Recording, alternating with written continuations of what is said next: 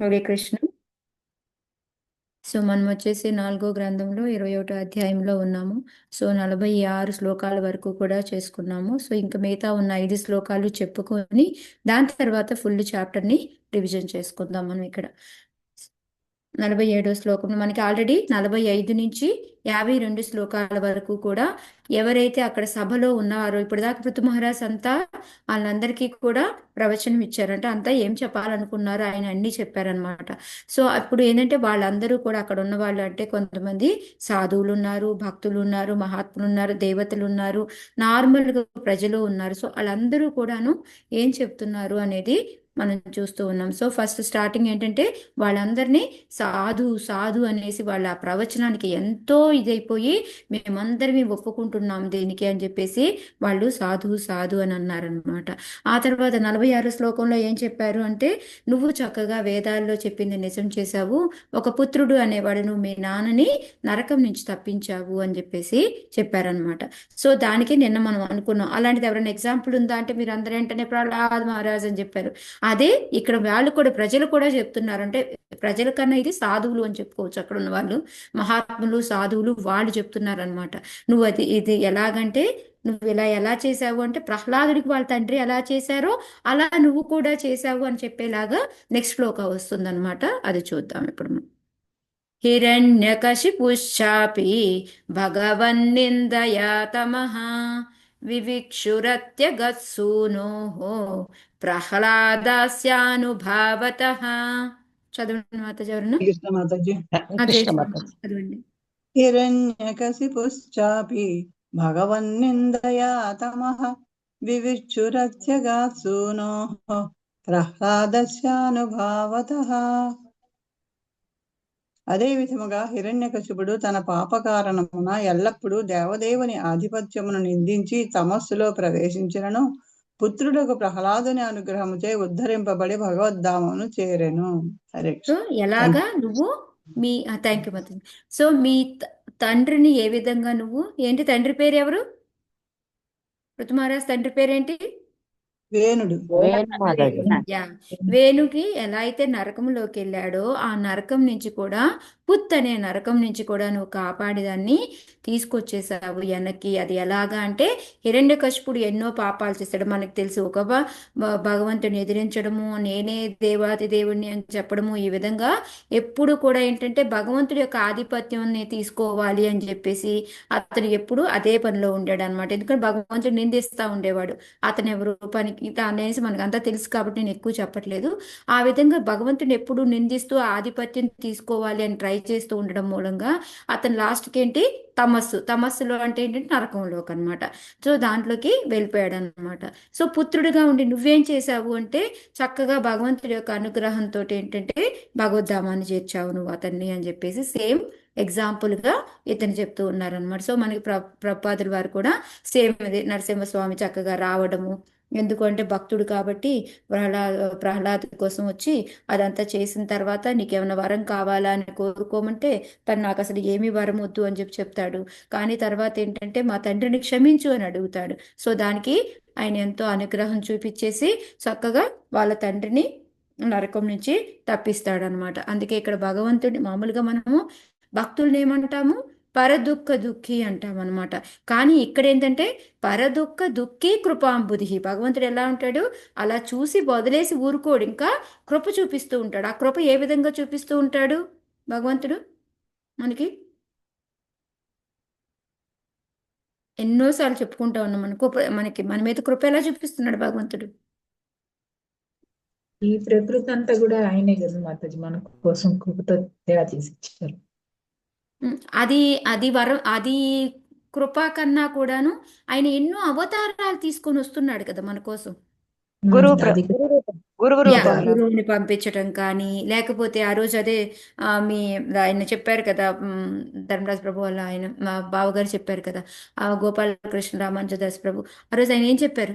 భగవంతుడు ఎన్ని రకాలుగా మనకి ఎంత మందిని పంపిస్తూ ఉన్నాడు, ఒక్కోసారి ఆయనే వస్తూ ఉన్నాడు, అసలు మన మీద ఎంత కృప చూపిస్తున్నాడు. అదంతా వింటుంటే ఏమనిపించింది మనకు ఆ రోజు?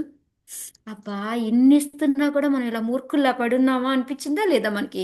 సేమ్ అదే అన్నమాట. ఎందుకు ఆయన కృపాంబుది అంటే, ఆ కృప ఎలా చూపిస్తున్నాడు అంటే దశావతారాల రూపంలోనో, లేకపోతే ఒక చైతన్య మహాప్రభువు లాగా రావడమో, లేకపోతే గురువుల్ని పంపించడమో, ప్రపాదర్ లాంటి వాళ్ళని పంపించడమో, ఈ విధంగా మనందరికీ కూడా ఎంత ఏవి అవసరం లేకపోయినా ఆయన వచ్చి చేస్తూ రండి నా దగ్గరికి రండి అని మనం తీసుకెళ్ళడానికే ట్రై చేస్తూ ఉన్నాడు అనమాట. అందుకే ఆయన పరదుక్కి దుక్కి కృపాంబుధి అని చెప్పి చెప్తున్నారనమాట. సో అందుకే ఆయన ఎప్పుడు ఏంటంటే కరుణను కలిగి మనందరినీ తీసుకెళ్ళడానికి ట్రై చేస్తూ ఉన్నారు అని చెప్పేసి. సో ఇక్కడ అందుకే భక్త ప్రహ్లాదుని కోసం ఏంటంటే వాళ్ళందరినీ ఉద్ధరించడానికే, ఇక్కడ మనలాంటి వాళ్ళందరినీ ఉద్ధరించడానికే అలాంటి విశుద్ధ భక్తుల్ని కూడా పంపిస్తూ ఉంటారు. ఆయన వస్తూ ఉంటారు, విశుద్ధ భక్తుల్ని కూడా పంపిస్తూ ఉంటారు అనమాట. ఇలా అన్న మారి రండి అని చెప్పేసి. కానీ అయితే ఏంటంటే వాళ్ళు ఒక్కొక్కసారి ఏంటంటే ఈ భక్తులు అనే వాళ్ళు చాలా కష్టాలు పడతారు. ఏమో ఊరుకుందా? ప్రహ్లాద్ మహారాజ్ మన ప్రభుపాది జీవిత చరిత్ర చూసాం. ఆయన ఇంత ఈజీగా అయిపోయిందా ఆయన పని? ఇలా వచ్చి అలా చిటికలో చేయగలిగారా మొత్తం పనులని? మనందరం విన్నాం కదా. ఇలా ప్రభుపాద్ ఇలా చాలా ఎంతో కష్టం. కష్టపడ్డారు ఎంత మాతాజీ. కష్టపడ్డారు. అమెరికా వెళ్ళి 55 రూపాయలతో అసలు ఎవరైనా ముందు వెళ్తారా? అంతా ఒక జలదూత చిన్న షిప్లో ఎవరైనా వెళ్తారా? వెళ్ళి మళ్ళీ మనందరి కోసం కష్టపడి ఆ ఏంటంటే పార్కుల్లో తిరిగి అలా తిరిగి ఇలా తిరిగి, ఇప్పుడు చూడండి మనం వెళ్ళామనుకోండి, ఎక్కడికి వెళ్ళినా మనకు ఒక ఇస్కాన్ టెంపుల్. నేను ఇప్పుడు మొన్న అదే మా ప్రభు, నేను వెళ్ళిన ఏ ప్లేస్కి వెళ్తే ఆ ప్లేస్కి ఓ ఇస్కాన్ టెంపుల్ ఉంది ఇక్కడ, ఇక్కడికి వెళ్దాము అంటే, నువ్వు ఏది చూడకపోయినా ఇది మాత్రం ఎత్తుక్కుంటున్నావు, నీకు ప్రతి చోట దొరుకుతుంది నీకు ఇస్కాన్ టెంపుల్ అని మా ప్రభు వాళ్ళు కూడా నవ్వుతా ఉన్నారు. సో మనకి చూడండి, ఎక్కడికి ఏ మూల వెళ్ళినా మనకి టెన్షన్ లేదు. ఒక టెంపుల్ ఏదో ఒకటి ఉంటుంది, అక్కడికి వెళ్ళొచ్చు, దర్శనం చేసుకోవచ్చు అనమాట. సో ఆయన దానికి ఎంత కష్టపడ్డారు మనకి. సో వాళ్ళు అయినా సరే ఆ ఓర్పుతో ఆ కష్టాలన్నీ అనుభవిస్తారు. ఎందుకు? మన కోసం, మనందరినీ బాగు చేయాలి అని, దీనికోసం అంట. అందుకని ఆ వైష్ణవులందరికీ కూడా మనం ఎప్పుడు కూడాను వాళ్ళకి నమస్కారం చేసుకుంటూ వాళ్ళ సాంగత్యంలో ఉండాలి అని ఎప్పుడూ కోరుకోవాలి. అందుకే మనకి వాంఛా కల్పతరుభ్యక్ష మనం ఎప్పుడు కూడా చెప్తూ ఉంటాం కదా. అదే అన్నమాట ఇక్కడ ప్రపాదులు వారు చెప్తున్నారు. సో ఆ వైష్ణవుల యొక్క గొప్పతనం ఏంటి అనేది మనకి మెయిన్గా ఇందులో చెప్తూ ఉన్నారు అనమాట. భగవంతుడు వైష్ణవులు ఇద్దరి యొక్క గొప్పతనం అనమాట. అంటే వాళ్ళు ఎంత మన మీద కరుణ చూపిస్తారు అనేది మెయిన్. వీరవర్యాపిత పృథ్వ్యాః సమా సమాః సంజీవ శాశ్వతీః యస్యే దృశ్యచ్యుతే భక్తిః సర్వలోకైకభర్తరీ. హరే కృష్ణ మాతాజీ, నేను చదవను. చదవండి. వీరవర్యపితః పృథ్వ్యాః సమా సంజీవ శాశ్వతీః యస్యే దృశ్యచ్యుతే భక్తిః సర్వలోకైకభర్తరీ. భావము. అరే, సాధువులకు బ్రాహ్మణులు పృథువుతో ఇట్లు పలికిరి: ఓ వీరవర్య, ఈ ధరణికి తండ్రి వంటివాడా, సమస్త విశ్వమునకు ప్రభువు అయినట్టి అచ్యుతుని ఎడ గొప్ప భక్తి కలిగిన వాడవు కనుక నీవు దీర్ఘాయువు కలుగుగాక. థ్యాంక్ యూ మాతాజీ. హరే కృష్ణ. హరే కృష్ణ. నార్మల్గా ఏంటంటే తొందరగా ప్రజలు అనేవాళ్ళు దీవించడాలు తక్కువ కాబట్టి ఇక్కడ ఏంటంటే అక్కడ ఉన్న బ్రాహ్మణులు మహాత్ములు అందరూ కూడా కలిసి వాళ్ళందరూ కూడా చెప్తూ ఉన్నారనమాట. సో ఇందాకంతా అందరూ అంటే హయ్యర్ స్టేజ్ వాళ్ళందరూ కూడా ముందు మహాత్ములు మాట్లాడారు, ఇప్పుడు ఇక్కడ ఉన్న బ్రాహ్మణులు మాట్లాడుతున్నారు అనమాట. వాళ్ళు ఏం ఆశీర్వదిస్తున్నారు అంటే, నువ్వు చక్కగా ఈ ధరణికి తండ్రి వంటి వాడివి. ఎందుకు అన్నారు ధరణికి తండ్రి వంటి వాడివి అని? చక్రవర్తి ఎప్పుడు తండ్రి అంటే ప్రభుజీ. ఎందుకంటే ఆయన ధరణి మొత్తం పరిపాలించాడు. అంటే మనకి పృథు మహారాజు మొత్తం ప్రపంచమంతా కూడా, మన మొత్తం భూమండలాన్నంతా కూడా పరిపాలించారు కాబట్టి ధరణి. అందులో పరిపాలించిన రాజు కూడా ఎలాగ ఒక తండ్రి లాగా చూసుకున్నాడు. మనకి ముందు చాలా శ్లోకాల్లో వచ్చింది, 2-3 సార్లు వచ్చింది మనకి. సో నువ్వు ఏంటంటే ఒక తండ్రి పిల్లవాడిని ఎలా చూసుకొని పెంచుతారో అలా పిల్లలందరినీ కూడా ఒక తండ్రిలాగా నువ్వు చూసుకున్నావు మమ్మల్ని. అందుకని ధరణికి తండ్రి వంటి వాడా అన్నారనమాట. ధరణి మొత్తాన్ని పరిపాలించాడు కాబట్టి. అలాగే కాకుండా ఏంటంటే ఎప్పుడు కూడా భక్తి ఆయనకి భగవంతుడి మీద అంత భక్తి అన్నమాట. మనకి ఇంకా మనకి అదే కదా ముందంత శ్లోకాలు కూడా ఏం చెప్పారు, మనకి హయ్యర్ అథారిటీ, ప్రామాణికంగా ఒక భగవంతుడు ఉన్నారు, ఇదే కదా ఆయన ముందంతా చెప్పింది. సో మనం మనం మన కర్తవ్యాలు చేయాలి, వర్ణాశ్రమ ధర్మం ప్రకారంగా మన డ్యూటీ మనం చేసుకుంటూ భగవంతుడిని తృప్తిపరచాలి, ఇదే అని చెప్పి ఆయన చెప్పుకుంటూ వచ్చారు. సో అలా భక్తి ముందుకు వెళ్ళాలి అంటే ఫస్ట్ భగవంతుడి సేవ చేసుకోవాలి. భగవంతుడి సేవ అనేది మొదలు పెడుతూ ఉంటే మనకి భగవంతుడితోటి భగవంతుడి భక్తి అనేది మనకి పెరుగుతూ ఉంటుంది. ఆ భగవంతుడి యొక్క భక్తి పెరుగుతూ ఉంటే ఏమవుతుంది, మనలో ఉన్న ప్రక్షాళనన్నీ పోతాయి, చక్కగా మనం భగవంతుడి దగ్గరికి చేరగలుగుతాం, మళ్ళీ జన్మ తీసుకోవాల్సిన పని లేదు అనేసి. సో మెయిన్ హయ్యర్ ప్రిన్సిపల్ ఏంటి, భగవంతుని తృప్తిపరిచేలాగా మనం పనులు చేయడము అని. అది కనుక కన్సిస్టెన్సీగా భక్తి పెరగాలి అంటే వైష్ణవుల సాంగత్యం, వైష్ణవుల సేవ చెయ్యాలి అని. సో ఇదంతా కూడా నిరూపించుకొని మనకంతా కూడా మంచిగా ఈ శ్లోకాస్ అన్ని కూడా చెప్పున్నారు ఆయన. సో అందుకని ఏంటంటే నీకు భగవంతుడి అందు ఎంతో గొప్ప భక్తి కలిగి ఉంది. సో అలాంటి వాడివి నువ్వు దీర్ఘాయువు కలుగుగాక అంటే నువ్వు ఇంకా ఇంకా చక్కగా జీవించు. అంటే దీర్ఘాయువు అంటే ఆయన ఇంకా ఎన్నో సంవత్సరాలు బతికుండమనే ఏంటి మీనింగ్, దీర్ఘాయుష్మాన్ భవాన్ని తీరుస్తాం కదా మనం, అంటే మీనింగ్ ఏంటి యాక్చువల్గా దీర్ఘాయుష్మాన్ భవ అంటే? దీవిస్తూ ఉంటారు కదా మాతాజీ, మీరు పెద్దవాళ్ళు అంటారు, దేంటి దాని మీనింగ్? నాకు తెలిసి అయితే మాత్రం నిన్ను నూరేళ్ళు చల్లగా వర్దిల్లు అంటాం మాతాజీ. హరే కృష్ణ. ఓకే, ఇంకెవరైనా మాతాజీ? భగవంతుని దయ ఎల్లవెల్ల ఉండాలి అని. అదే హరే మాతాజీ. కృష్ణ. నేను అడిగే దీర్ఘాయుష్మాన్ భవ అంటే దాని మీనింగ్ ఏంటి, అంటే మీరేం భక్తి దీవిస్తారు వదిలేండి. భక్తి శ్రద్ధలతో ఉండాలని దీవిస్తున్నారు. ఓకే, ఇంకా ఆ, మీరు చెప్పే దీర్ఘాయుష్మాన్ భవ అంటే ఎక్కువ రోజులు జీవించి ఉండు అని. అంటే ఎక్కువ రోజులు జీవించి ఉండడం కరెక్టే, అది ఎట్లాగా అంటే మనం మనిషి చనిపోయినా కూడా కొంతమంది చూడండి ఆ మనిషి గురించి చెప్పుకుంటూ ఉంటారు, అవునా పేరు కదా? ప్రతిష్ట మాతాజీ గారు. పేరు యా, ప్రతిష్ట. ఎందుకంటే ఆయన చేసిన మంచి పనులు అయితే ఏమి మర్చిపోలేరు, ఎన్ని రోజులైనా కూడాను మర్చిపోలేరు. ఓ ఈ టైంలో తను ఉంటే ఎంత బాగా చేసి ఉండేదో, అది వాళ్ళు ఇలా చేశారు, మనం కూడా దీన్ని మనం ఉదాహరణగా తీసుకొని చెయ్యాలి అనేసి మనం అంటే ఆ యశస్సు కీర్తి ప్రతిష్టలు అనేవి ఏంటంటే మనం మర్చిపోదామన్నా మర్చిపోకుండా వాళ్ళు దాని గురించే చెప్పుకుంటూ ఉంటారు అన్ని అంత. అంటే ఆ విధంగా ఎన్నో రోజులు నువ్వు జీవించి ఉండాలి అంటే మనం ఏంటంటే మామూలుగా లైఫ్ లాంగ్ నువ్వు ఉండాలి అని, నువ్వు ఉండి నూరేళ్ళు వర్ధిల్లాలి అని ఇది కాదు మెయిన్గా. దానికి మీనింగ్ ఏంటి అంటే ఆ కీర్తి ప్రతిష్టలు అనేవి నువ్వు చనిపోయిన తర్వాత కూడా నీ గురించి ఇంకా వాళ్ళు మాట్లాడుకుంటూనే ఉండాలన్నమాట. అది అంటే వాళ్ళ మాటల్లో మీరు బతికే ఉంటారు, మనం బతికే ఉంటాం అనమాట, అది దీర్ఘాయుష్మాన్. సో వీళ్ళందరూ ఇక్కడ దీవించింది కూడా ఏంటి అంటే నువ్వు ఇంకా ఇలాగే ఈ భక్తుడిగా నీది ఇప్పుడు మరి ఇప్పుడు అందరూ మనం చెప్పుకున్నాము లేదా పృథ్వీమహారాజ్ది దీర్ఘాయుష్మానే ప్రభుపాద కదా గారు ఆయన. కూడా ప్రభుపాద గారు కూడా అంతే మాతాజీ. అంతే, ప్రపాదం అంటే అంతే. యా, సో ఈ విధంగా ఏంటంటే అదనమాట మెయిన్గా. ఇప్పుడు చూడండి మన ఊళ్ళలో కూడా కొంతమంది ఉంటారు, ఒరే మీ తాత మీ నాయనమ్మ వాళ్ళు ఎలా ఉండేవాళ్ళో తెలుసా అని ఇప్పటికి కూడా మనకు గుర్తు చేస్తూ ఉంటారు. అప్పుడు వాళ్ళేంటి దీర్ఘాయుష్వే అనమాట, అంటే వాళ్ళు చనిపోయారని మీనింగ్ కాదు, చనిపోయినా వాళ్ళని ఎవరూ మర్చిపోలేకపోతున్నారు, వాళ్ళ కీర్తి ప్రతిష్టలు తగ్గట్లేదు అనమాట, అది దీర్ఘాయువు అంటే. అదే ప్రపాదుల వారు మనకి కింద ఎక్స్ప్లెయిన్ చేస్తున్నారు అనమాట. ఈ సాధు పురుషులంతా కూడా దీర్ఘాయుష్మాన్ భవాని ఎందుకు దీవించారు అని అంటే మనకి ఉన్న కాలము హాయిగా ఉండి చనిపోయిన తర్వాత కూడా నీకు ఏంటంటే వాళ్ళ యొక్క ఏమంటారు వాళ్ళ కీర్తి ప్రతిష్టలు అనేవి తగ్గకుండా ఉండాలి అనేసి చెప్తూ ఉన్నారనమాట. ఇంకోటి ఏంటంటే మెయిన్గా ఇక్కడ చెప్తుంది మనకేంటంటే మనం ఏంటంటే ఒక వాళ్ళుగానే కొంచెం కాల పరిమితి మనం ఎప్పుడైనా మనకి ఇచ్చిన కాలం కన్నా కూడాను ఒక్కొక్కసారి మనం భక్తులుగా మారిపోతే అధిగమించగలం, కొంచెం అధిగమించగలం. మరి పూర్తిగా ఏమి డ్రాస్టిక్గా 100 ఇయర్స్ అయితే 200 ఇయర్స్ బతికేయడము అలా ఇంటిది ఏమవ్వదు. మేబీ కొంచెం లైఫ్ స్పాన్ కొంచెం పెరగచ్చు అంతే, కానీ దానికి అంతకన్నా కూడా ఏమి ఉండదు. అలా కాకుండా కొంతమంది భక్తులకి ఏముంటాయి ఇచ్చానుసారంగా మరణించుకోవచ్చు అనమాట. వాళ్ళకి ఇంకా చాలు మాకు ఈ లైఫ్ ఇక్కడితో అయిపోయింది, ఇంకా మాకు జీవించాలనుకోవట్లేదు అని ఓన్గా వాళ్ళకి వాళ్ళు సమాధి అయిపోతూ ఉంటారు, అవునా కదా? విన్నామా లేదా ఇంతకుముందు మనం ఇక్కడ?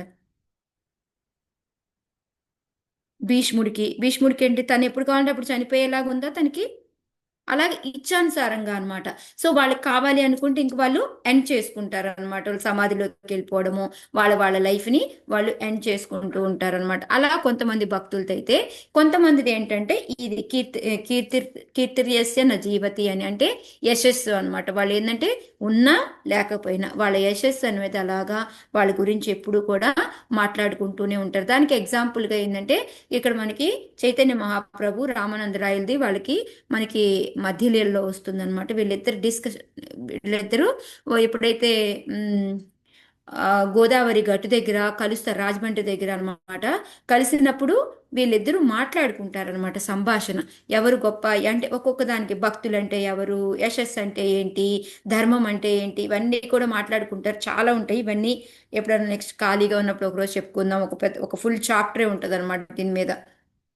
సో అప్పుడు ఏంటంటే అసలు ఎస్ఎస్ అంటే మహోన్నతమైన ఎస్ఎస్ అంటే ఏంటి అనేసి అప్పుడు చైతన్య మహాప్రభు అడుగుతారనమాట. దానికి రామానందరాయ్ చెప్తారనమాట ఏంటంటే ఖ్యాతి పొందడము అంటే మనం మంచి గొప్ప భక్తుడు అనేసి మనం పేరు తెచ్చుకొని అని ఉండడమే అనేది అని రామానందరాయలు చెప్తారనమాట. సో అందుకే ఏంటంటే మనం యాక్చువల్గా భక్తుడు అనే వాళ్ళు ఏంటంటే మంచిగా భక్తి చేసుకుంటే ఎలాగో భగవంతుడి దగ్గరికి వెళ్తారు, అక్కడ మనం శాశ్వతంగానే ఉంటాము. కానీ ఇక్కడ కూడా భూలోకంలో కూడా వాళ్ళ పేరు ఎప్పుడు కూడా మారుమోగిపోతూ ఉంటుందన్నమాట. సో అది అసలైన యశస్సు అంటే అని చెప్పేసి మనకి ఎగ్జాంపుల్కి ఆ చిన్న క్లిప్పింగ్ మనకి ప్రపాదులు వారి ఎగ్జాంపుల్కి ఇస్తూ ఉన్నారనమాట. సో ఇప్పుడు మీరు అందరు చెప్పినట్టే మనం ఇప్పుడు చూడండి, కొంతమంది వెళ్ళినా వాళ్ళ గురించి తలుచుకుంటూనే ఉంటాం. ఆ మనుషులు వెళ్ళిపోతారు కానీ వాళ్ళని మర్చిపోలేం మనం ఎప్పటికీ కూడా లైఫ్ లాంగ్. సో అట్లాంటి అన్నమాట యశస్సు పడడం అంటే. దీర్ఘాయుష్మాన్ భవ అంటే కూడా అదే మీనింగ్ అన్నమాట. ఓకే. సో వాళ్ళు దీవించేశారు, బ్రాహ్మణులందరూ దీవించేశారు. వాళ్ళు ఏంటంటే సాధు వైష్ణవులు అక్కడున్న సాధు పురుషులు వాళ్ళందరూ ఏం చెప్పారు అంటే, నువ్వు మీ తండ్రి ఏదైతే మీ తండ్రిని కూడా చక్కగా ఒక పుత్రుడిగా నీ కర్తవ్యం నెరవేర్చుకుని మీ తండ్రిని నరకం నుంచి కాపాడేవి ఏ విధంగా అంటే ప్రహ్లాద్ మహారాజ్ ఎగ్జాంపుల్ చెప్పారనమాట. వీళ్ళు వచ్చి దీవించి ఇంకా ఏం చెప్తున్నారో చూద్దాం. అహో వయం హృద్య పవిత్ర కీర్తే త్వయైవ నాథేన ముకుందనాథాః యవుత్తమ శ్లోకతమస్య విష్ణోర్ బ్రహ్మణ్య దేవస్య కథాం వ్యనక్తి. హరే కృష్ణ మాతాజీ. రేఖిత చదవాలా మాతాజీ? చదవండి సరోజన మాతాజీ. అహో వయం హ్యాద్య పవిత్ర కీర్తే త్వయైవ నాదేన ముకుంద నాద యా ఉత్తమ శ్లోకతమస్య విష్ణు బ్రాహ్మణ్య దేవస్య వ్యనక్తి. భావము: సభాసతులు ఇంకా ఇట్లు పలికిరి. ఋతుమహారాజా, బ్రాహ్మణ్య దేవుడును ఉత్తమ శ్లోకుడు నాకు భగవానుని మహిమలను వెల్లడి చేయుచుంటివి కనుక నీ యశస్సు పరమ పవిత్రమైనది. మహద్భాగ్యము వలననే నిన్ను మేము మా ప్రభువుగా పొందితిమి కనుక భగవానుని ఆశ్రయముననే ప్రత్యక్షముగా జీవించినట్లు భావించుచున్నాము. హరే కృష్ణ మాతాజీ. హరే కృష్ణ. సో ఇక్కడ వాళ్ళు అయిపోయింది, బ్రాహ్మణుడు చెప్పేశారు, దీర్ఘాయుష్మాన్ భవాన్ వాళ్ళు దీవించేశారు. ఇప్పుడు అక్కడ ఉన్న సభలో ఉన్న మామూలు మనుషులు సభాసదులు వాళ్ళు ఏం మాట్లాడుతున్నారు అంటే వాళ్ళు చెప్తున్నారు అనమాట. చక్కగా పృథు మహారాజా నువ్వు ఏంటంటే బ్రాహ్మణ్య దేవుడు ఉత్తమ శ్లోకుడు అంటే భగవంతుడి గురించి అనమాట. ఎందుకంటే బ్రాహ్మణులందరూ కూడా ఎవరు దేవుడిగా తీసుకుంటారు, భగవంతుడినే తీసుకుంటారు. ఉత్తమ శ్లోకుడు అంటే మనం చెప్పుకున్నాం కదా ఎప్పుడు భగవంతుడు అనమాట. సో అలాగా ఎప్పుడైతే అలాంటి భగవంతుడి యొక్క మహిమల్ని వెల్లడి చేయుచుంటివి, ఎక్కడ వెల్లడి చేశాడు భగవంతుడి యొక్క మహిమల్ని?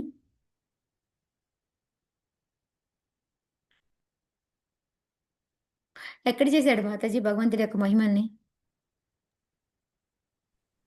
హరే కృష్ణ. ఋతు మహారాజు అనేక చోట్ల చేశారు మాతాజీ. ఇప్పుడు ఈ చాప్టర్ లోనే ముందంతా చెప్పారు కదా అందరికి, పరమ ప్రామాణికంగా భగవంతుడు అనేవాడు ఉన్నాడు, ఆయనే మనకి కరుణ చూపిస్తూ వచ్చాడు, మనం మన పనులు చేసుకో, ఇవన్నీ చెప్పున్నారు కదా. సో అంటే ఏంటి, భగవంతుడి యొక్క మహిమను తెలియజేయడం అంటే భగవంతుడు ఎంత గొప్పవాడు ఏంటి అనేది తెలియచెప్పాడు కాబట్టి అందుకని భగవంతుడి యొక్క మహిమల్ని వెల్లడి చేస్తున్నావు, చక్కగా ఆయన ప్రచారం అనేది చేస్తూ ఉన్నావు. అందువల్ల ఏంటంటే నీ యశస్సు పరమ పవిత్రమైంది. సో ఇంకా దీంట్లో నీకు డోకా లేదు, నీ పేరు ప్రతిష్టలు అనేవి పరమ పవిత్రంగా ఉంటాయి అని చెప్పి చెప్తూ ఉన్నారనమాట.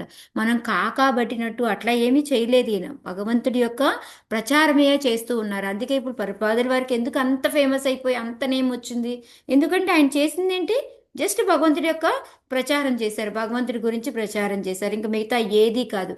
ఒకసారి మ్, ఒక ఏదో డొనేషన్స్ కలెక్ట్ చేసుకోవడానికో దేనికో మొత్తానికి ఒక ప్రభు వాళ్ళు ఆ, బాంబే దగ్గర ఎక్కడో మొత్తానికి ఒక ఇంటికి వెళ్తారనమాట.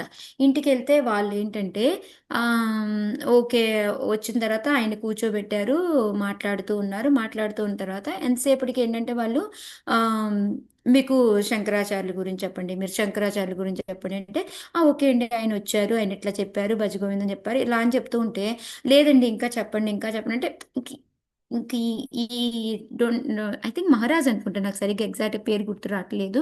సో ఇంకా ఆయనకి ఏం చేయాలో అర్థం కాలేదు. వచ్చిందా డొనేషన్కి, సాఫ్ట్గా మాట్లాడాలి, ఈయన చూస్తేనేమో ఎంతసేపటికి శంకరాచార్యుల గురించి అడుగుతున్నారు.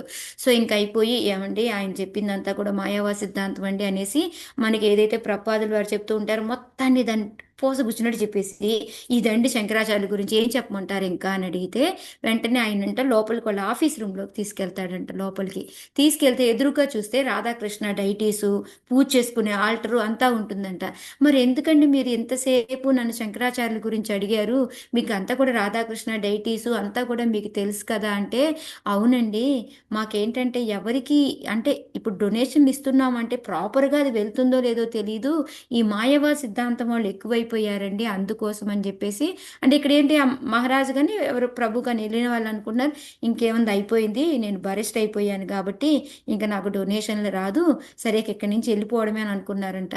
కానీ ఆయన లోపలికి తీసుకెళ్ళిన తర్వాత చాలా ఎక్కువ అమౌంట్ రాసి, ఇంకా మీకు ఎప్పుడు ఏ హెల్ప్ కావాలన్నా రండి, మీది ప్రాపర్గా వెళ్తుందని నాకు తెలుస్తుంది అని చెప్పేసి చెప్పారంట. చెప్పిన వెంటనే ఈయన ప్రపాదుల వారికి లెటర్ రాస్తారంట, ఇట్లా ఇట్లా జరిగింది అంటే. అప్పుడు ప్రపాదుల వారు చెప్పారంట, మనము చేయాల్సింది భగవంతుడి యొక్క మహిమల్ని చెప్పడమేను, భగవంతుడి గురించే ప్రచారం చేయాలి. మనకి ఏంటంటే వాళ్ళకి వంత పాడడం కోసం మనం మాయావా సిద్ధాంతాలని వాటిని చేయకూడదు, ఇప్పుడు అది చేయడం వల్లనే కదా నీకు ఉపయోగపడింది అనేసి ప్రపాదుల వారు చెప్తారంట. సో ఆ విధంగా ఏంటంటే మనం చేయాల్సింది ఏంటి, ఓన్లీ మనం భగవంతుడి యొక్క మహిమని వాల్యుయేట్ చేయడం, మిగతావన్నీ కూడా రూట్ అటు వెళ్తే ఇది అవుతుంది, ఇటు వెళ్తే అవుతుంది, ఇవన్నీ కూడా అడ్డ రూట్లు ఏమీ మనం తీసుకోవాల్సిన పని లేదు అని చెప్తున్నారు. సో అందువల్లనే అంత ఫేమస్ అయిపోయారు అనమాట. ఓ మీ ప్రపాదుల వారిది, మీది ఈ సిద్ధాంతమా, ఇంకా మీకు ఎప్పుడు ఏం కావాలని మేము హెల్ప్ చేస్తాము అని వాళ్ళు అలా చెప్పగలిగారు అనమాట. అది ఇక్కడ. సో అందుకని ఇంకా వాళ్ళు ఏం చెప్తున్నారు, ఇప్పుడు ఎలాగా, ఇప్పుడు మనం అనుకుంటాం కదా, రేవతి గోపి మాతాజీ లాంటి వాళ్ళు మనకి దొరికారు, ఎంత అదృష్టమో, మనకి మనకి ఎంత హాయో అని అనుకుంటామా లేదా మనం ఎప్పుడూను? ఎందుకు అనుకుంటున్నాం అట్లాగా? ఆయన అంటే ఆమె ప్రభు భగవంతుడి చెప్పింది గురించి కరెక్ట్ చెప్తూ గా ఫాలో అయ్యి చేస్తున్నారు కాబట్టి మనకు కూడా అది అనిపిస్తుంది మాతాజీ. చేస్తూ మనకి ప్రచారం చేస్తూ ఉన్నారు, వాళ్ళు మంచిగా ఉన్నారు అని తెలుస్తుంది కాబట్టి అప్పుడు మనకేమిటి, ఇలాంటి వాళ్ళు జరగడం నిజంగా మన అదృష్టం అనుకుంటాం కదా. అలాగే ఏంటంటే ఇప్పుడు వాళ్ళు కూడా అంత ఆనందపడిపోతూ ఉన్నారనమాట, ఇలాంటి గొప్ప వ్యక్తి మాకు రాజుగా వచ్చాడా, అందుకని మనం ఎంత భాగ్యము, నిన్ను రాజుగా మేము పొందగలిగాము అనేసి వాళ్ళు చెప్తూ ఉన్నారు. చెప్తూ ఇంకా ఏం చెప్తున్నారు, మాకు ప్రత్యక్షంగా భగవంతుడితో ఉన్నట్టే ఉంది, మాకే విడిగా ఎక్కడో ఎక్కడో ఏదో ఎక్కడో బతుకుతున్నామని అనిపించట్లేదు, నిన్ను చూస్తూ ఉంటే మాకు భగవంతుడి ఆశ్రయంలోనే హాయిగా జీవిస్తున్నట్టే ఉంది, ప్రత్యక్షంగానే మేము ఆయనతో ఉన్నట్టే అనిపిస్తుంది మాకు అని చెప్పి చెప్తూ ఉన్నారనమాట. అంతే కదా, మనకు ఒక్కొక్కసారి చూడండి, ఒకరితో ఉంటే మనకి ఏదో ఒక రకమైన హాయి కలుగుతుంది, ఏదో భగవంతుడితో ఉన్నామని ఆనందం అనిపిస్తూ ఉంటుంది. ఎక్కువగా మన భక్తులను కలిస్తే ఏమనిపిస్తుంది చెప్పండి, మనకి తొందరగా ఇంటికి వెళ్ళాలని కూడా అనిపించదు, ఇంకొంచెం టైం ఉంటే బాగుండు, కాసేపు ఉండి కాసేపు ఉందాము అనిపిస్తూ ఉంటుంది. ఎందుకు అంటే మనకేంటంటే ఆ రకమైన ఆనందము, హాయి, అదేదో భగవంతుడితో ఉన్న ఫీలింగ్ అది కలుగుతూ ఉంటుందన్నమాట. ఆ భక్తులు అనేవాళ్ళు ఆ భగవంతుడి యొక్క ప్రతినిధులే కాబట్టి, ఒక రాజునిగైనా కానీ గురువును కానీ భగవంతుడి యొక్క ప్రతినిధుల్లాగే తీసుకుంటాం కాబట్టి, సో ఆటోమేటిక్గా మనం ఆయన ఆశ్రయంలోనే ఉన్నట్టు అని చెప్పేసి వాళ్ళు చెప్తున్నారు అనమాట. సేమ్ అదే ఇప్పుడు మనం ఎంత మాట్లాడుకున్నాం అదే ప్రపాదుల వారు కూడా మనకి ఇక్కడ చెప్తూ ఉన్నారు అనమాట. ఎందుకంటే పృథు మహారాజు ఒక గొప్ప భక్తుడు, అదే ఒక మంచి రాజు, ఆయన గురు ప్రతినిధి కాబట్టి వాళ్ళందరికీ ఏంటంటే నీ రక్షణలో ఉంటే భగవంతుడి యొక్క రక్షణలో ఉన్నట్టే ఉంది అని చెప్పేసి చెప్తూ ఉన్నారనమాట. ఓకే, సో అందుకని మనం చేయాల్సింది ఏంటి, ఇక్కడ భగవంతుడి మహిమల్ని మెయిన్గా మనం నేర్చుకుంటూ భగవంతుడి గురించి మనం స్ప్రెడ్ చేస్తూ ఉండాలి, ప్రచారం చేస్తూ ఉండాలి. ఎప్పుడూ కూడా వైష్ణవుల యొక్క సాంగత్యంలో ఉంటూ ఉండాలి అనేది మనం తెలుసుకున్నాం అనమాట. అందుకే ప్రభుపాదుల వారు రాస్తున్నారు, తన రాజ్యంలో బ్రాహ్మణ సంస్కృతిని, గోవులను పరిరక్షించుట అట్టి రాజునకు లేదా నాయకునికి ప్రధాన బాధ్యత అయి ఉంది. సో ఇప్పుడు మన వాళ్ళు ఎంతవరకు చేస్తున్నారు అనేది మనమే క్వశ్చన్ చేసుకోవచ్చు. ఎందుకు మనకి ఇలాంటి పరిస్థితులు ఎదురవుతున్నాయి అంటే మనం ఇందులో బ్రాహ్మణ సంస్కృతిని మనం పెంపొందించట్లేదు, గోవుల్ని పరిరక్షించట్లేదు. అందువల్లనే మనకి వాళ్ళు ఎందుకు అదృష్టవంతులు అయ్యారు అంటే పృథు మహారాజు ఇవన్నీ చేశాడు కాబట్టి వాళ్ళు చెప్పుకుంటున్నారు, మేము ఎంతో అదృష్టవంతులమి, భగవతుడి ఆశ్రయంలో ఉన్నాము, ఇలాంటి భక్తుడు దొరికాడు మాకు అనేసి. సో వాళ్ళు గ్లోరిఫై చేస్తున్నారు అనమాట. మేమెంతో నువ్వెంతో ఎఫెక్షన్, ఎంత బాగుంటావు మా అందరితోటి అని చెప్పి చెప్పుకుంటున్నారు అనమాట. నాత్యద్భుతం ఇదం నాథ తవ జివ్యానుశాసనం ప్రజానురాగో మహతాం ప్రకృతి కరుణాత్మనాం. హరే కృష్ణ మాతాజీ. చదవండి మాతాజీ. Yes. నాత్యద్భుతమిదం నాథ తవ జీవ్యానుశాసనం ప్రజానురాగో మహతాం ప్రకృతి కరుణాత్మనాం. శ్రీల ప్రభుపాదుకి జై. హే ప్రభు, ప్రజాపాలనమే నీ విద్యుక్త ధర్మము. ప్రజలకు లాభము కలుగునట్లు చూచుటలో మిగుల అనురాగము కలిగినట్టి నీ వంటి వానికి అది ఎంత మాత్రము అద్భుత కార్యము కాదు. ఏలయనా నీవు కరుణాపూర్ణుడవు, అదియే నీ శీలము యొక్క గొప్పతనమై ఉన్నది. హరే కృష్ణ మాతాజీ. Thank you. వాళ్ళు ఇంకా ఏం చెప్తున్నారు, చక్కగా నువ్వెంతో ఒక మంచి ప్యూర్ ఒక ఏమంటే భగవంతుడితో సమానము, నువ్వెంతో అదృష్టం మాకు అని చెప్పి ఇంకా ఏం చెప్తున్నారు, ఎంత బాగా పరిపాలన చేశావు అనేది కూడా చెప్తున్నారు అనమాట. నువ్వేంటంటే ప్రజాపాలనమే నీ విద్యుక్తరము, దాన్ని 100% చేసావు. ఎలాగా అంటే వాళ్ళకి లాభం కలిగే, ప్రజలకు లాభం కలిగేలాగే ఉంది. ప్రజలకు లాభం కలిగే పని అంటే ఏమనుకున్నాం మనం ముందంతా? భగవంతుడి యొక్క భక్తి. భగవంతుడి యొక్క భక్తి వాళ్ళలో అంకురార్పణ చేయడము అనేది, మళ్ళీ వాళ్ళ వర్ణానికి తగ్గట్టుగా వాళ్ళకి పని చేయడము అనేది. సో అదే ఇక్కడ ప్రజలకు లాభం కలిగినట్లు చూచట్లో మిగులు అనురాగము కలిగినట్టంటే అదే పనిలో ఉన్నావు నువ్వు అని చెప్పేసి. సో అలాంటి పని అదేం పెద్ద అద్భుత కార్యం కాదు. ఎందుకంటే కొంతమంది అనుకుంటారా ఎలా చేయగలిగారు ఏంటి అనేసి, కానీ నువ్వేంటంటే భగవంతుడి యొక్క కృప ఉంది కాబట్టి నీకు అదేం పెద్ద అంత మాత్రం అద్భుత కార్యమేమీ కాదు అని చెప్పేసి. ఎందుకు అంటే నువ్వు కరుణాపూర్ణుడివి, అందరి మీద దయ కరుణ అనేది చూపిస్తూ నీకెందుకంటే ఆ కరుణత్వం దానివల్లనే నీకు అదే పెద్ద గొప్ప ఏమంటారు మన ఆస్తి టైపు అని చెప్పేసి చెప్తూ ఉన్నారు అనమాట. సో ఇక్కడ నువ్వు ఎంత అనురాగం, ఎంత అఫెక్షనేట్గా ఉంటావు మాతోటి అనేది వాళ్ళు చెప్తూ ఉన్నారు. ఇప్పుడు రాజుకి అంత అవసరం అంటారా? ఇప్పుడు రప్పాదికైనా రాజుగారికైనా లేకపోతే ఇప్పుడు రేవతి గోపి మాతాజీ కానీ నేను కానీ మన అందరం కూర్చొని గంటలు క్లాసులు చెప్పి అవసరం ఉందంటారా? ఎందుకు చెప్పుకుంటున్నాం? అవసరమే మాతాజీ. అలాంటి వాళ్ళకి భగవంతుడి గురించి తెలుసుకోవాలా, తర్వాత అది పాటియాలా అనేది కూడా ఇంపార్టెంట్ కదా మాతాజీ. ఎగ్జాక్ట్లీ. సో ఇప్పుడు ఎందుకు అంటే చెప్తానే కదా మాతాజీ మాకు తెలుసు. మాతాజీ. సో అదే చెప్తున్నాను, ఇప్పుడు నిజంగా ఇప్పుడు మాతాజీకి నాకు అంటే మేము లో లెవెల్, మేము కూడా చెప్పాలి భగవంతుడి యొక్క ప్రచారం చేస్తూ మేము కూడా నేర్చుకుంటాం. ప్రాణాహ బోధయంత స్వరస్వరం. అది ఒకటే కాదు. ఇప్పుడు ప్రభుపాదులు లాంటి వాళ్ళు ఆయన భక్తి ఆయన చేసుకోవచ్చు కదా. ఆ వయసులో వెళ్ళి అక్కడికి వెళ్ళి ఇదంతా చేయాల్సిన పని ఎందుకంటారు? మన మీద కరుణ చూపించటం మూలంగానే కదా. అంతే కదా మాతాజీ. సో అందుకని సో ఇప్పుడు ప్రభుపాదులు లాంటి వాళ్ళు ఎంతో కరుణాపూర్ణులు అయ్యారు కాబట్టే మనకి. కానీ ఆయనకేమీ అది పెద్ద ఏంటంటే మనకి చూస్తే ఇది చాలా కష్టపడి చాలా చేసినట్టు, కానీ వాళ్ళకేంటంటే అది భగవంతుడి యొక్క సహకారంతో వాళ్ళకేం పెద్ద అది అద్భుతంగా అనిపించదు.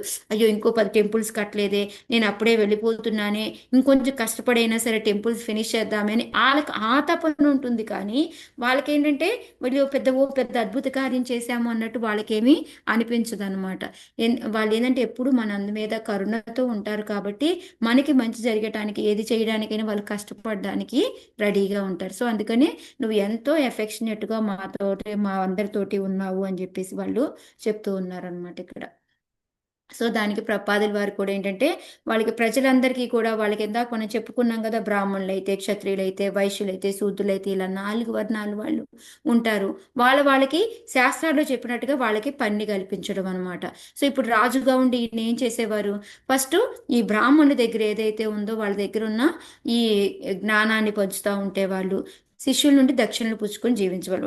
వాళ్ళకి బ్రాహ్మణులకు మనం ఎప్పుడు చెప్పుకుంటూ ఉంటాము, వాళ్ళకు ఉన్న జ్ఞానాన్ని ఇస్తూ వాళ్ళు శిష్యులు లాంటి వాళ్ళు. నేను చెప్పేదాన్ని మీకు ఎంతకుముందు కూడా, నాకు చిన్నప్పుడు ఉండేవారు మాకు పంతులు, వాళ్ళందరికీ ఏం చేసేవాళ్ళం, మా ఇంట్లో పండిన పంటలన్నీ కూడా ఫస్ట్ తీసుకెళ్ళి వాళ్ళకి ఇచ్చేసేవాళ్ళం. వాళ్ళ దగ్గర ట్యూషన్స్కి మేము వెళ్ళేవాళ్ళం, మేము వాళ్ళు చెప్పింది నేర్చుకునే వాళ్ళము. రిటర్న్లో డబ్బు ఒక్కోసారి కుదిరితే డబ్బులు ఇచ్చేవాళ్ళం, లేకపోతే ఒక్కోసారి ఈ బియ్యం కానీ, కందిపప్పులు కానీ, కూరగాయలు కానీ ఇవన్నీ తీసుకెళ్ళి వాళ్ళకి ఇస్తూ ఉంది. సో వాళ్ళ లైఫ్ ఎలాగంటే దీని మీదే ఆధారపడి ఉండేదన్నమాట.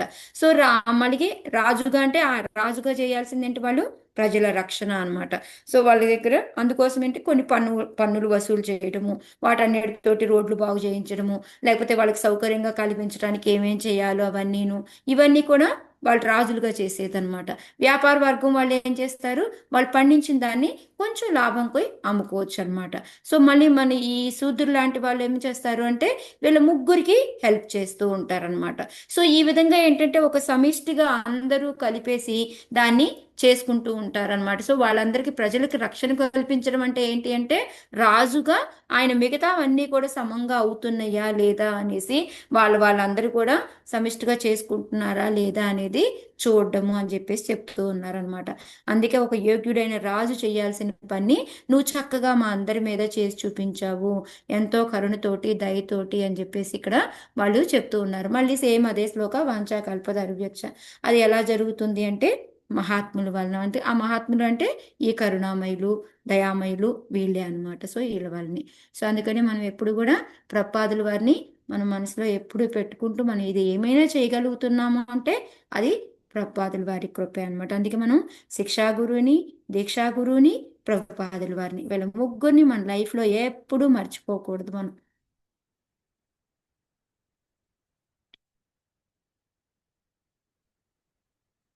అద్య అద్య నస్తమస పారః త్వయోపాసాదిత ప్రభో భ్రామ్యతాం నష్టదృష్టీనాం కర్మభిద్ధైవ సంహితైః. హరే కృష్ణ మాతాజీ, చదవండి ప్రణామాలు ఇందిరా మాతాజీ. మాతాజీ, చదవండి. అద్య అద్య నస్తమస పారస్ తయోపాసాదిత ప్రభో భ్రామ్యతాం నష్టదృష్టీనాం కర్మభిర్దైవ సంజ్ఞితైః. ప్రజలు ఇంకను ఇట్లు పలికిరి, నేడు నీవు మా కనులను తెరిపించి తపస్సునకు ఆవలి వైపు ఎట్లు చేరవచ్చునో తెలియచేసితివి. పూర్వ కర్మల వలనను మరియు విధివశాత్తుగాను మేము కామ్యకర్మ వలలో చిక్కుకొని జీవిత గమ్యమును విస్మరించితిమి. అందువలన ఈ విశ్వమునందే మేము తిరిగాడుచున్నాము. హరే కృష్ణ, ప్రణామాలు మాతాజీ. హరే కృష్ణ మాతాజీ, ప్రణామం. సో ఇక్కడ వాళ్ళందరూ ఏం చెప్తున్నారు, మా కన్నులు తెరిపించావు నువ్వు భగవంతుడి అంటే ఓం అజ్ఞానతిమిరాంధస్య జ్ఞానాంజనాశలాకయ శ్లోకం ఉంది కదా. సో మన కన్నుల్ని ఒక గురువులాగా నువ్వేం చేసావు అంటే మా కన్నులు తెరిపించావు. ఇక్కడ తపస్సు కాదు మాతాజీ, అది తమస్సు అంటే ఏంటంటే భవబంధాలు, మన ఫ్యామిలీ, మన చుట్టాలు, ఈ బంధాల్లో మనం చిక్కుకుపోయి ఉంటాం అనమాట. సో చిక్కుకుపోయి ఉండి అవతల వైపు ఉన్న భగవంతుని మనం ఎప్పుడు కూడా తెలుసుకోవాలి అని అనుకోము. అటువైపుకి దాటి భవబంధాలను దాటి మనం వెళ్తే భగవంతుడు ఉంటాడు, భగవంతుడి దగ్గరికి చేరితే ఇంకా బాగుంటుంది అనేది అసలు అది దాని గురించి మనకి తెలియదు. కానీ నువ్వేం చేసావంటే మా కళ్ళు తెరిపించి దానికి ముందు ఇంకా చాలా ఉందయ్యా, ఈ భవబంధాల్లోనే చిక్కుకోకండి, బయటికి రండి అనేసి చక్కగా నువ్వు ఎంతో బదిగా మాకు చెప్పావు అని చెప్తూ ఉన్నారనమాట. ఎందుకు మేము ఇవన్నీ మర్చిపోయాము, ఎందుకు ఇలా ఇగ్నోరెన్స్ ఎప్పుడు ఆ బహుబంధాల్లో పడున్నాము అంటే మా యొక్క పూర్వకర్మల వలన. మేము ఏం చేస్తామో అప్పుడు మనకి ఆ కర్మ ఫలాలు ఏవైతే ఉంటాయో మనం ఏంటంటే ఈ కావ్య కర్మల్లో నిక్కుపోతూ ఉంటాము. దానివల్ల ఏంటంటే మేబీ స్వర్గం రావచ్చు, నరకం రావచ్చు, మళ్ళీ వస్తాము, మళ్ళీ భౌతిక ప్రపంచంలో జన్మ తీసుకుంటాం, మళ్ళీ కర్మలు చేస్తాము, మళ్ళీ దాని యొక్క ఫలాలు. సో ఈ విధంగా ఏంటంటే మనం ఈ భౌతిక ప్రపంచంలోనే తిరుగుతూ ఉంటాము. అసలు మన జీవిత గమ్యం ఏంటి అనేది, మనం ఎక్కడికి వెళ్ళాలి, మనం ఏం చెయ్యాలి, మనకి అసలు పైన ఒక భగవంతుడు ఉన్నాడు, ఆయన గురించి తెలుసుకోవాలి అని, కానీ ఇవన్నీ కూడా మనం మర్చిపోతాం అనమాట. సో అందుకని మేము ఇక్కడే ఈ తిరుగాడుతా ఉన్నాము. అలాంటి మా వాళ్ళకి ఏంటంటే, మాకు ఈ భవబంధాన్ని నుంచి బయటపడేసి మా కళ్ళు తెరిపించావు, భగవంతుడి సేవ చేయాలి అని మాకు తెలియదు. ఎందుకంటే వాళ్ళంతా ముందు చెప్పారు కదా, మనకి ఫస్ట్ అంతా 30 శ్లోకా నుంచి మనకి 33 ఆల్మోస్ట్ 21 నుంచి మొదలు పెడతారు. మ్యాక్సిమం మనకి ఏంటంటే 31, 32, 33 శ్లోకాల దాకా వచ్చిన తర్వాత వాళ్ళు చెప్తారనమాట, ఓకే ఇక ఇక్కడి నుంచి మేము అన్నీ కూడా చేస్తాము భగవంతుడి గురించి అని చెప్పిన తర్వాత అప్పుడు వాళ్ళందరికీ కృతజ్ఞతలు చెప్తాడు. ఓకే మీరందరికీ ఇవన్నీ పాటించి మీ యొక్క వర్ణాశ్రమ ధర్మం ప్రకారంగా మీ కార్యక్రమాలు చేసుకుంటూ ఇదంతా చేస్తున్నారు కాబట్టి మీ అందరికీ ధన్యవాదాలు అని కృతజ్ఞతలు కూడా తెలుపుకుంటాడు చూడండి. సో అంటే ఇప్పుడు మాకు అర్థమైపోయింది, నువ్వు చెప్పింది క్లియర్గా అర్థమైంది, మేము అవన్నీ చేయడానికి కూడా రెడీ అయిపోయాము, సో మా కళ్ళు తెరిపించావు అని చెప్పేసి వీళ్ళు ఇక్కడ చెప్తూ ఉన్నారు. అందుకే కర్మభిర్ దైవ సంజ్ఞిత ఈ అనేది పదం ఇక్కడ వాడుతున్నారు అనమాట. ఎందుకంటే విధివశాత్తు అంటే మనం చేసుకున్న కర్మలు ఏవైతే ఉంటాయో వాటి ఫలితంగా ఏంటి అంటే మనము భగవంతుడిని పూర్తిగా మర్చిపోతున్నాము అని చెప్పేసి చెప్తూ ఉన్నారనమాట. ఎందుకంటే మనకి ఆ గుణాలు అనేవి మనలో చుట్టుకుపోతూ ఉంటాయి. సో దానివలన జరుగుతూ ఉంటుంది అనమాట. సో దాంట్లో ఏంటంటే మనం ఒక్కోసారి ఉన్నత లోకాలకి వెళ్ళొచ్చు, లేకపోతే నరక లోకాలకి వెళ్ళొచ్చు. ఈ రెండు కూడా మనకి పుణ్యం ఉంటే ఉన్నత లోకాలు, పాపం ఉంటే నరక లోకాలు. అవి అయిపోయిన తర్వాత ఏం చేస్తాం, మళ్ళీ భౌతిక ప్రపంచంలోకి వస్తాం, మళ్ళీ తిరుగుతూ ఉంటాం అనమాట. సో అందుకని అలా తిరుగుతూ ఉన్నాము. మాకేంటంటే గురువు కరుణ అయితే, భగవంతుడి యొక్క కరుణ అయితే ఏమి, ఆ విధంగా నువ్వు దొరకడం, నీ వలన మేము అనేది తెలుసుకోగలిగాము అని చెప్పేసి చెప్తూ ఉన్నారనమాట. సో ఇక్కడ మెయిన్గా ప్రభుపాదుల వారు చెప్పాలనుకుంటుంది ఏంటి అంటే, మనము ఎప్పుడు కూడా భగవంతుడిని గురువు ద్వారా మనము తెలుసుకోగలుగుతాము అని చెప్పేసి.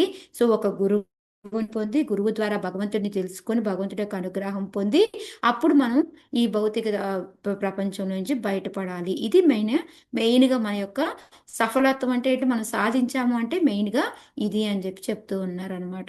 అందుకని ఇక్కడ వీళ్ళందరూ కూడాను ఆయన చెప్పింది పూర్తిగా అంగీకరించారనమాట. ఇంకా మేము విజయము, అందుకని మాకు వాళ్ళు కూడా థ్యాంక్స్ చెప్పుకుంటున్నారు అనమాట, మా కళ్ళు తెరిపించినందుకు అనేసి. ఇప్పుడు మనం ఎన్నిసార్లు అనుకుంటున్నాము ఈ క్లాసులకు వచ్చాక నిజంగా ఎంత నాలెడ్జ్ తెలుస్తుంది మనకి, నిజంగా మాతాజీ ఇంతకుముందు ఇలా అర్థం చేసుకునే వాళ్ళం కాదు మాతాజీ, ఇలా అని మీరు అందరూ చెప్తూ ఉంటారు కదా. ఓ అవునా, మేము ఇలా తప్పుగా అర్థం చేసుకునే వాళ్ళము, మనకి తొందరగా కోపాలు వచ్చాయి, ఎందుకంటే దాన్ని వెంటనే నెగిటివ్ ఫామ్లో తీసుకుంటూ ఉంటాం అనమాట. నాకు యాక్చువల్గా నేను మా పాప సీనియర్ నాకు గుర్తొచ్చింది చదువుతూ ఉంటే. మా అమ్మాయి అక్కడ ఒక దాంట్లో హాస్పిటల్లో చేస్తూ ఉంది. సో అందుకని ఏంటంటే తను ఒకళ్ళ ఇంట్లో రెంట్కు ఉందనమాట. ఆ లేడీ ఏంటంటే మొత్తానికి ఏదో కొంచెం ఫేమస్ ఏదో మొత్తానికి తెలియదు. అయితే సుభాష్ని చేస్తున్న క్లాస్లో లేదా, ఓకే. సో అయితే తను ఏమైందంటే ఏదో మొత్తానికి ట్రిప్కి వెళ్ళింది, తను రాలేదు, తిని ఇల్లు వెకేట్ చేసి రావాలన్నమాట. అయితే తనే ఫోన్ చేసి చెప్పింది, నేను ఇట్లా వెళ్తున్నాను కదా, మరి తాళం ఎవరికి ఇవ్వాలి ఏంటి అని అడిగిందంట. అడిగితే సరే మా కజిన్ వస్తుంది, మా కజిన్ తీసుకుంటుంది అని అంటే సరే అన్నంట. సో కజిన్ వచ్చిన తర్వాత అన్నారు అంటే మరి తన ఇల్లు కదా, సో అన్ని చూపించమందంట. అన్ని చూపించిన తర్వాత సో తను డైరెక్ట్గా చెప్పకుండా ఇల్లు క్లీన్ అంటే స్టవ్ క్లీన్ చేసి పెట్టాలి, కిచెన్ నీట్గా ఉండాలి, అన్ని డస్ట్బిన్ పడేయాలి, ఇవన్నీ చేయమని చెప్పు అని చెప్పేసి తినతో చెప్పిస్తుందంట. సో తను ఆల్రెడీ చాలా కోపం వస్తుంది మా అమ్మాయికి, తనే డైరెక్ట్గా చెప్పొచ్చు కదా, ఎందుకు ఎట్లాగా వేరే వాళ్ళతో చెప్పిస్తుంది అని తను ఫీల్ అయింది. సో అదయిన తర్వాత మామూలుగా ఏమనుకుంది, ఒక థ్యాంక్స్ నోట్ పెడదాము, ఓకే మంచిగా నేను అంతా ఎంజాయ్ చేశాను అది ఇది అని అనుకుందంట. కానీ తిని బిహేవియర్కి తనకి కోపం వచ్చి, నేను థ్యాంక్స్ నోట్ పెట్టను, నేను మామూలుగా ఇల్లంతా కూడా వ్యాక్యూమ్ చేసి ఆనందంగా మంచిగా పెట్టి వెళ్దాం అనుకున్నాను, సో నేను పెట్టి వెళ్ళను అనింది. సో ఇప్పుడు నేను ఏం చెప్పాలి ఆన్సర్ తనకి? అది మన డ్యూటీ మనం చేయాలమ్మా, ఎవరేమన్నా అని చెప్తాం. ఎగ్జాక్ట్లీ అదే చెప్పాను. కోపం ఓకే, తనకి ఇగో అహం ఏమొచ్చిందో ఏంటో తను చెప్తే చెప్పింది. నువ్వు థ్యాంక్స్ నోట్ పెట్టు పెట్టకపో నో ప్రాబ్లం, బట్ ఇల్లు క్లీన్ పెట్టాలి కాబట్టి నీ డ్యూటీ నువ్వు వాడుకున్నావు, సో నీట్గా పెట్టేసి నువ్వు వెళ్ళు. ఓకే, నీకు నిజంగా అనిపిస్తే మంచిగా నోట్ రాయాలనిపిస్తే రాయి, లేకపోతే అసలు ఏమీ రాయక్కర్లేదు, మెదలకుండా అక్కడి నుంచి వెళ్ళు. అలా అని వాళ్ళ మీద కోపం పెట్టుకొని నీ ఈగో హట్ అయిందని వాళ్ళకి ఈగో హట్ అయ్యేలాగా ఏమైనా చెయ్యాలి అని దాని రియాక్షన్ చూపించేసి ఇవన్నీ చేయాల్సిన పని లేదు అంటే, ఈ తల్లి నువ్వు ఇట్లా పెంచడం మూలంగానే నేను ఇలా దిగజారిపోయాను అనేసింది మా అమ్మాయి. చూడండి, మా అమ్మాయి అట్లాగే అనింది. అన్నిటికీ అడ్జస్ట్ అవ్వాలి, మన పని మనం చేసుకోవాలి ఇలా అని చెప్తే బయట వాళ్ళ దగ్గర అంట వీళ్ళు గెలిచి మాట్లాడలేకపోతున్నారంట. అది పెద్దలు చెప్పింది. బట్ కానీ యాక్చువల్గా ఏంటంటే మన పని మనం చేయాలి. ఇప్పుడు తనకి ఏదో ఈగో హట్ అయిందనేసి తను చేయకుండా రాకూడదు కదా. అన్క్లీన్గా ఎలాగూ పెట్టదు, బట్ కానీ నువ్వేమనుకున్నావు అది రాయి. ఇంకా వాళ్ళ డాడీ అయితే ఏం పర్లేదమ్మా థ్యాంక్స్ నోట్ రాసిరా, నువ్వు థ్యాంక్స్ నోట్ రాసిస్తే ఏమవుతుంది, అయ్యో ఇలాంటి మంచి అమ్మాయినా నేను ఇదా అనుకున్నాను అని తను ఫీల్ అవుతుంది అప్పుడు. సో అందుకని నువ్వు రాసి పెట్టేరా అని చెప్పారు. నేనైతే నీ ఇష్టం, రాయాలని ఉంటే రాయి లేకపోతే లేదు కానీ, బట్ ఇల్లు మాత్రం నీట్గా పెట్టిరా అని చెప్పేసి నేను చెప్పాను అనమాట. సో ఈ విధంగా మనకేంటంటే దేనికి స్టార్ట్ చేశానో తెలియదు, చెప్పేసాను నేను. దేనికి చెప్పాను మాతాజీ? యా, మన కర్మలు మనం ప్రాపర్గా చేసుకోవాలి దానికి. సరే. నమో నమో వివృద్ధ సత్వాయ పురుషాయ మహీయసే యో బ్రహ్మక్షత్రమావిశ్య బిభర్తీదం బిభర్తీదం స్వతేజసా. లాస్ట్ శ్లోక ఈరోజుకి. ఓకే, హరే కృష్ణ. చదవండి యశోదమాతాజీ. నమో విబుద్ధ సత్వాయ పురుషాయ మహీయసే యో బ్రహ్మక్షత్రమావిశ్య బిభ్రతిధం స్వతేజసా. హరే కృష్ణ. ఓ ప్రభు, నీవు శుద్ధ సత్వస్థితిలో నిలిచి ఉన్నావు కనుకనే దేవదేవునికి సరి అయిన ప్రతినిధి అయితివి. నీ తేజము మహిమాన్వితమైనది. బ్రహ్మణ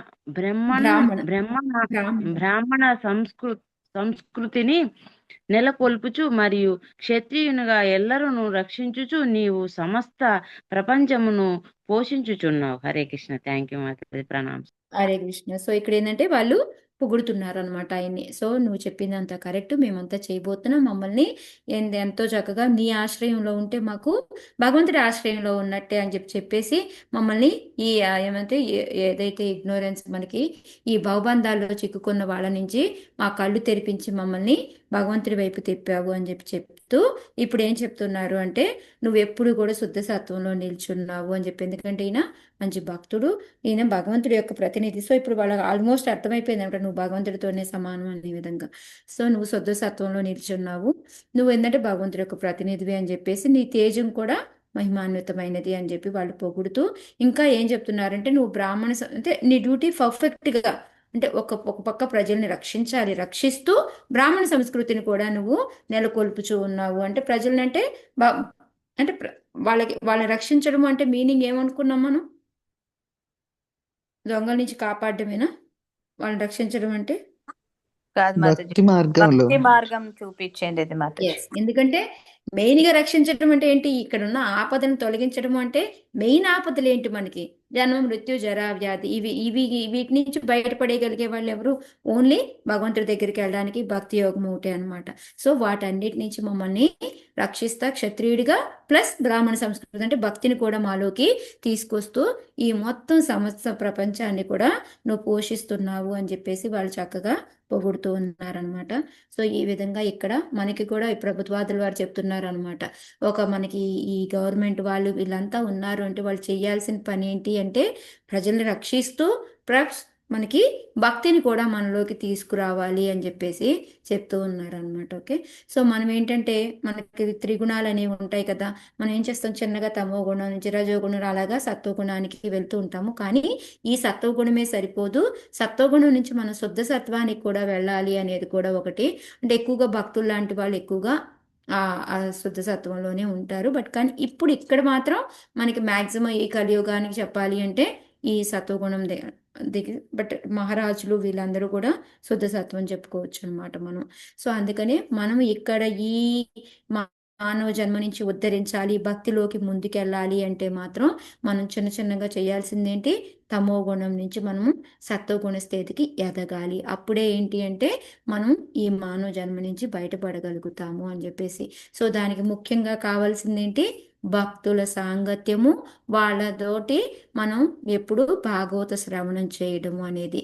ఈ రెండిటి వల్లనే మనం ఎప్పుడు కూడా బయటపడగలుగుతాము అనేసి. సో మీరు గనక చూశారు అంటే ఇప్పుడు ధ్రువ మహారాజు ప్రేయర్లో ఇదే ఉంటుంది, మళ్ళీ పృథు మహారాజు ప్రేయర్స్లో ఇదే ఉంటుంది, మళ్ళీ శివుడి ప్రేయర్స్లో ఇదే ఉంటుంది. ఎవరు కోరుకున్నా ఏం కోరిక అంటే ప్రతి ఒక్కళ్ళు భక్తుల యొక్క సాంగత్యంలో ఉండాలి, భగవంతుడి యొక్క మహిమల్ని వింటూ ఉండాలి. ఇదే వాళ్ళు ఎప్పుడూ కూడా కోరుకుంటారనమాట. దీనివల్లనే మనం చిన్న చిన్నగా భక్తిలో ముందుకు వెళ్ళి మనం ఏమంటారు, ఈ జన్మ మృత్యు జరా వ్యాధుల నుంచి బయటికి రాగలుగుతాం అనమాట. దానికి శృణుతాం సకతా కృష్ణ మనకి ఫస్ట్ క్యాంటోలో 2nd చాప్టర్లో వస్తుంది అనమాట. పుణ్యశ్రవణ కీర్తన హృదయంతస్థో హ్యభద్రాణి విధునోతి సతాం అనేసి. ఎప్పుడైతే మనం ఈ శ్రవణ కీర్తనలో వీటన్నిటి ద్వారా భక్తిలో ఎప్పుడైతే ఉంటామో మనలో ఉన్న మాలిన్యాలన్నీ కూడా చిన్న చిన్నగా తొలగిపోతూ ఉంటాయి అని చెప్పేసి చెప్తూ ఉన్నారు. సో అప్పుడే మనం చిన్నగా ఈ రజోగుణం నుంచి సత్వగుణంకి, ఆ సత్వగుణ స్థితికి కూడా వచ్చిన తర్వాత కూడా అది దాటి మనము విశుద్ధ సత్వగుణికి వెళ్ళిపోయాము అంటే మనం పూర్తిగా కృష్ణ భావంలో ఉన్నట్టే అనమాట. అదంటే 24/7 అంటారు చూడండి, ఆ టైప్లో అనమాట. అది ఇక్కడ నువ్వేంటంటే ఆ స్టేజ్లో ఆల్రెడీ ఉన్నావు అని వీళ్ళందరూ కూడా చెప్తూ ఉన్నారు అనమాట. ఓకే, సో ఈ విధంగా ఇక్కడ పృథు మహారాజుని ఈ బ్రాహ్మణులు అయితే ఏమి, మళ్ళీ మిగతా సభాసదులు అంటే ఉన్న ప్రజలైతే ఏమి, మా సాధు పురుషులైతే ఏమి, అందరూ కూడాను ఆయన చెప్పిన ప్రవచనానికి మళ్ళీ కృతజ్ఞతగా వాళ్ళు మళ్ళీ అందరూ ఆయన్ని పొగుడుతూ చెప్పారు అనమాట. సో ఒక రాజుగా కర్తవ్యం ఏంటి అంటే నువ్వు ఆ కర్తవ్యాన్ని 100% నెరవేరుస్తున్నావు అని వీళ్ళు కూడా ఒప్పుకున్నారు అనమాట. ఓకే, హరే కృష్ణ. సో ఇక్కడతోటి ఈ చాప్టర్ అయిపోయింది మనకి, పృథు మహారాజు ఉపదేశాలు అనేది. సో దీన్ని రివిజన్ చెప్పుకుందాము. సో ఈ మధ్యలో మీకు ఎవరికైనా ఏమైనా సందేహాలు ఉన్నాయా, లేకపోతే రివిజన్ చెప్పేనా? టైం ఓకే, ఎగ్జాక్ట్గా 20 minutes ఉంది. సో 20 minutesలో ఈ చాప్టర్ని కవర్ చేయడానికి ట్రై చేస్తాను.